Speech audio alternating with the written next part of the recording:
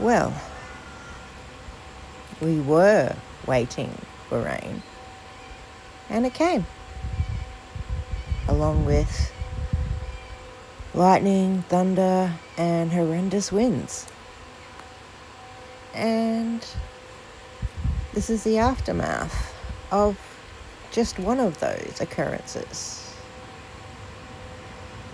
This emu bush, I can't say its botanical name well. It's a Aramophylla.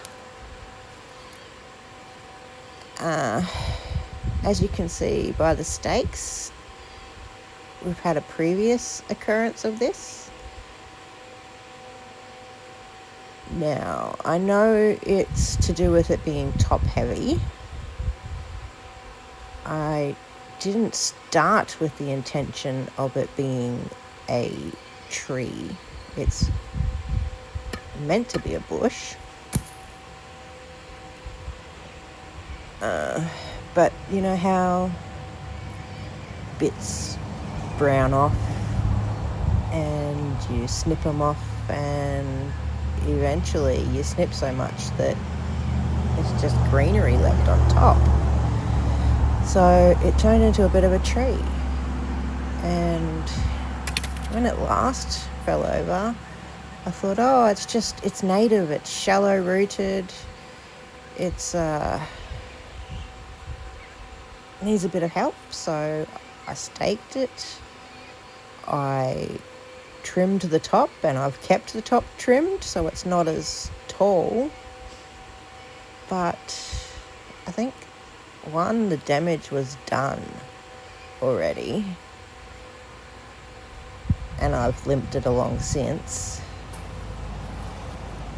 But come in and have a look. It's not as shallow rooted as I initially thought. Or it's shallow, but it's got some long roots. But look where it's snapped here to the very left. The wind has pushed it over, it's snapped. And at this stage I'm thinking, do I save it? I've not really liked the look of staked plants. And you shouldn't stake them for very long anyway. Apparently you should stake things to start, give it a time frame, but do it loosely so that it can build resilience to wind. It can, for want of a better word, flap around a little bit to build strength. So I'm getting out my handy dandy little chainsaw. My husband got me for a birthday, and his words as to why. So I don't have to call on him to pull out the big chainsaw. Less work for him. So obviously I've decided here that it's just going to go. And I'm trying to work around the existing plants to not disturb their root systems too much. But I want to do some investigating. I want to know just what kind of root system it has, because I do have a couple of other emu bushes. They're not as established as this. Oh no, there is the Nivea just past here in another garden bed. That is much of a tree as well, so I think I need to give that a trim. But I think it's in less of a wind tunnel. Anyhow, not the best use of tool. You shouldn't be putting it in the dirt. The blade should not touch dirt. But also, should be wearing some safety gear, closed shoes at least. But I live in thongs. Don't do as I do I'm just showing you what I do. I'm not telling you to do it. Anyhow, it's quite an extensive root system. It does go out far, and it tends to be lodged in quite a bit. So I think it had to do with a lot of top heavy and my lovely soil holding moisture.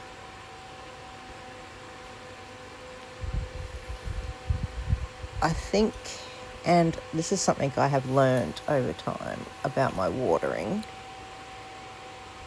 you should do it for longer and less often to build that root system. Anywho, you learn over time. So it's a bit of full on with this root system. So I'm taking a break. I'm doing a little tidy up of the area. This looks dead, but we'll worry about that another day. Like I said, I was trying to work around the existing plants, and I could very well have left the root system in, but I was investigating. I wanted to know just how far it went, because I want to know the growth pattern for the other shrubs like it in my garden.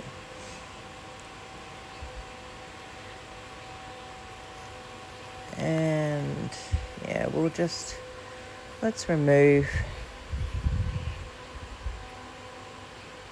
get them out of the way. This one's an upcoming salvia, little bedding salvia there that comes back for me. And see, yeah, it's rooted along. It's just not very supportive roots with such high winds.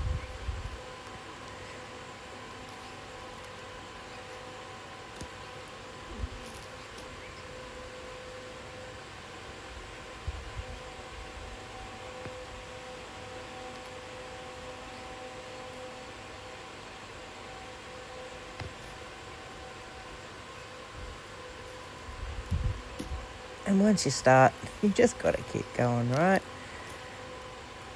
I'm also looking at what my soil is like here.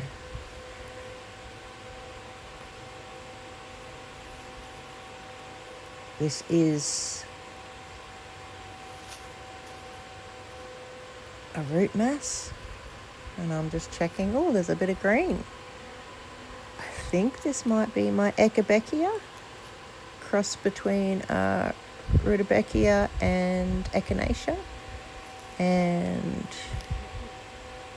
another gardening lesson, I leave things till way past you probably should to see if they do come back, because I unknowingly at my start of gardening threw out a lot of what I thought were dead but were just sleeping plants. So yeah.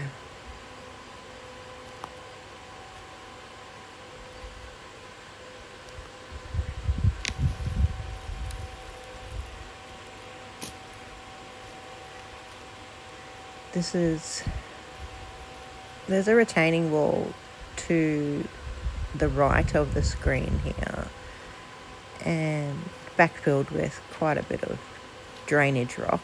So the closer to the retaining wall, the less you have to dig to find the rock. And here I'm just sort of looking at my soil, the structure, is there rock in it, and just general tidy up, putting these back where I think I'd like them to go. But this area will need some reworking now. It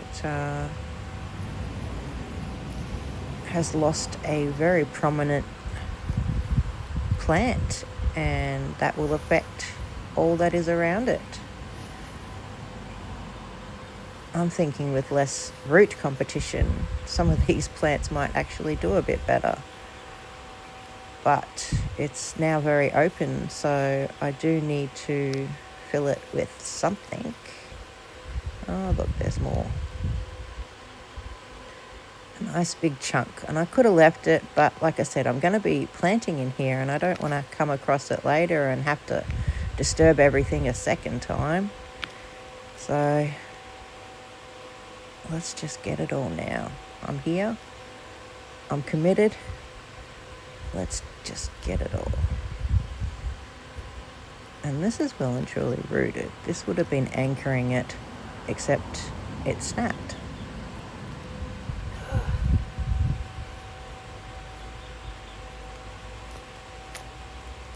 Now, for the amount of rain that we've had, this is not sopping wet, so my drainage is fairly good. Like, this has been an actual garden bed since we put in the wall, a few years into moving here.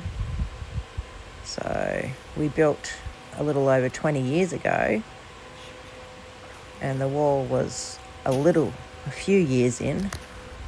So that tells you how long this soil, like, we didn't work it, we just stuck some landscape plants in and let it be. We weren't gardeners.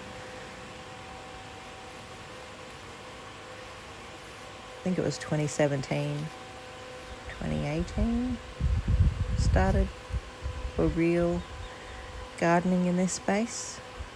I should really take note of that year at least. But anyhow, tidy up, try and make it look like nothing's missing. There it is. I've just been chucking it off the side of the retaining wall to deal with later. Stepping back now to take a look at the space. Definitely more open. And a previous loss makes me wonder. The grevillea to the left has gone. I don't think I need to replace it with something too big. What are your thoughts? What do you think? Oh, and there's more. This is our ant tree, or should I say was. I don't know how old it is, but I've been worried about it for a little while. See the splitting of the bark there? Didn't think much of it till today. Where do we start?